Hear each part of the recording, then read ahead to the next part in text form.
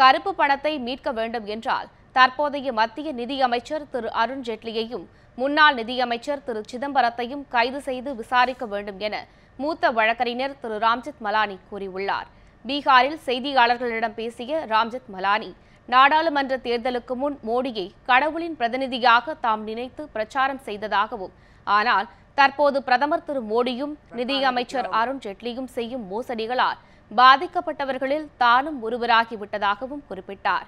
கருப்பு பணத்தை மீட்க முந்தைய காங்கிரஸ் கூட்டணி அரசும் தற்போதைய பாஜக கூட்டணி அரசும் எந்தவித நடவடிக்கையும் மேற்கொள்ளவில்லை என்று கூறிய ஜெத்மலானி, கருப்பு பணம் பதுக்கி வைத்துள்ள 1400 நபர்களின் பட்டியலை அளிக்க ஜெர்மன் அரசு முன்வந்தாலும் அதனை பெற பாஜக அரசு எந்த முயற்சியையும் எடுக்கவில்லை என்று குற்றம் சாட்டினார். Yes, my own personal view is that you should teach them a lesson for having defrauded the people and defrauded the armed forces.